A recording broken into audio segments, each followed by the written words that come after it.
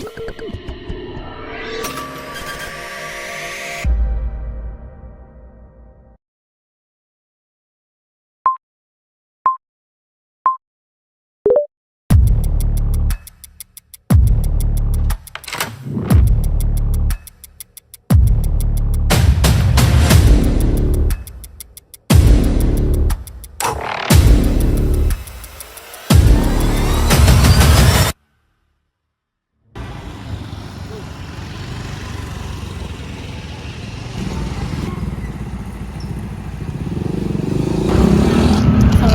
warahmatullahi wabarakatuh. Selamat siang. Kita di sini lagi ada di PT GKK AP. Perkenalkan, nama saya Lulu Zafira. Nama saya Fitra Dwi Maharani. Perkenalkan, nama saya Siti Afifah. Halo, nama aku Kolonsari. Halo, saya Rini. Afifah. Di sini kita lagi wawancara mata kuliah PPSDM.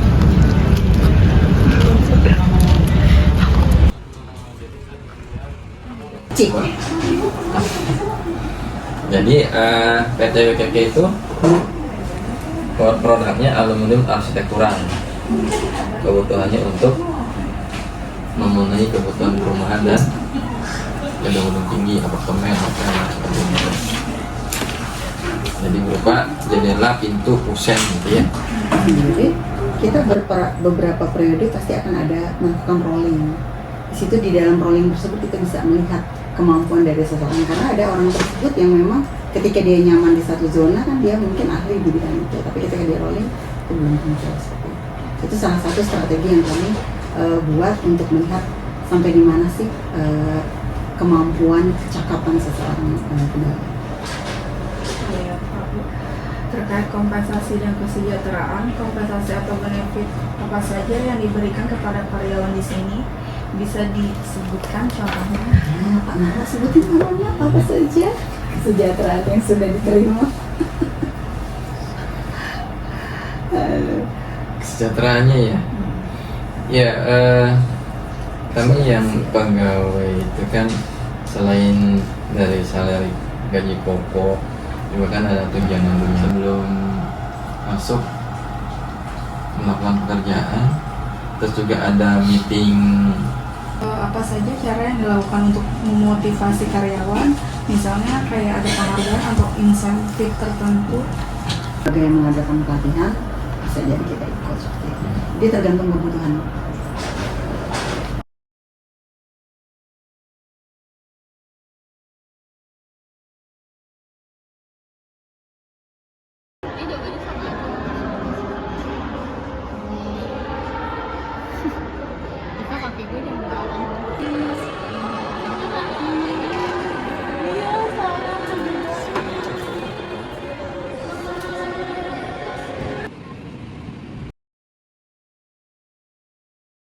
Pelaksanaan wawancara, waktunya jam 2 siang sampai selesai. Tempat kegiatannya ada di PT KKAP Indonesia, Jalan Manis Raya nomor 23, Desa Kadu, Kecamatan Curug. Yang saya wawancarai, PT KKAP Indonesia berdiri pada tahun 1980-an dengan fokus pada produk arsitektur seperti jendela. Perusahaan resmi didirikan pada tahun 1986. GKK Almunico adalah nama awal perusahaan sebelum terbangunnya YKK perusahaan YKK-AP Indonesia pada tahun 1993. YKK-AP Indonesia ini beralih nama untuk menunjukkan komitmen dan kualitas standar produksi yang tinggi dan nilai-nilai dasar dari pabrik tersebut. Di sini ada visi dan misi PT KKAP Indonesia. Visinya membangun masyarakat yang lebih baik melalui produk arsitektur. Misinya ada berkomitmen untuk menyediakan produk yang aman, terjamin dan nyaman. Terus di sini ada struktur organisasi PT KKAP. Deskripsi hasil wawancara yang pertama, topik analisis kebutuhan, perencanaan, pengembangan sumber daya manusia. Dalam koperasi, prinsip yang diterapkan memiliki kesamaan dengan perusahaan pada umumnya. Perencanaan seperti rencana kerja dan rencana anggaran biasanya dirancang untuk jangka waktu 1 tahun ke depan. Oleh karena itu, saat perusahaan menyusun rencana untuk tahun berikutnya, mereka sudah memiliki persiapan yang matang dari tahun ini. Perencanaan tersebut mencakup hal-hal seperti penambahan karyawan atau ekspansi bisnis yang telah dipertimbangkan dengan cermat. Perusahaan biasanya menggunakan manajemen kompetensi berdasarkan tujuan manajemen by objectivities atau MBO yang berfokus pada pencapaian tujuan tertentu. Manajemen by Objectivities atau MBO melibatkan aspek seperti kinerja dan absensi dan memberikan poin positif dan negatif. Poin positif itu meliputi penilaian kinerja, kecakapan, keterampilan, dan kepatuhan. Sementara poin negatif terkait dengan ketidakhadiran. Kedua itu topik orientasi dan sosialisasi karyawan. Perusahaan ini jarang melakukan rekrutmen karyawan baru. Rekrutmen hanya dilakukan jika ada ekspansi bisnis. Oleh karena itu, perusahaan lebih berfokus pada penentuan jenis bisnis yang akan dijalankan terlebih dahulu, termasuk jenis bisnis apa yang akan diambil. Akibatnya, orientasi sumber daya manusia juga harus sesuai dengan standar yang telah ditetapkan perusahaan mengenai jenis bisnis tersebut. Secara umum, perusahaan menggunakan analisis SWOT untuk mengevaluasi kebutuhan dan mengindikasikan kekurangan yang ada. Dengan pendekatan ini, keputusan perusahaan dapat dilakukan berdasarkan hasil analisis tersebut, sehingga kandidat yang dipilih sesuai dengan harapan dan standar yang telah ditetapkan oleh perusahaan. Selanjutnya itu ada topik program pelatihan. Di PT KKAP Indonesia memiliki berbagai jenis pelatihan seperti pelatihan akuntansi yang ditunjukkan untuk divisi akuntansi, serta program sertifikasi khusus untuk manajer. Mengingat latar belakang sebagai koperasi, dapat pula kolaborasi dengan dinas koperasi dan beberapa pelatihan diselenggarakan bersama dinas koperasi yang berkaitan dengan pengelolaan organisasi untuk tahun depan perusahaan setelah merancang program pelatihan. Mengingat pemerintah setiap tahun selalu memperbarui peraturan termasuk terkait laporan akuntansi dan perbajakan yang harus terus dikembangkan. Selanjutnya yaitu manajemen talenta. PT KKP Indonesia memiliki program khusus untuk mendukung setiap karyawan yang memiliki bakat dan keterampilan.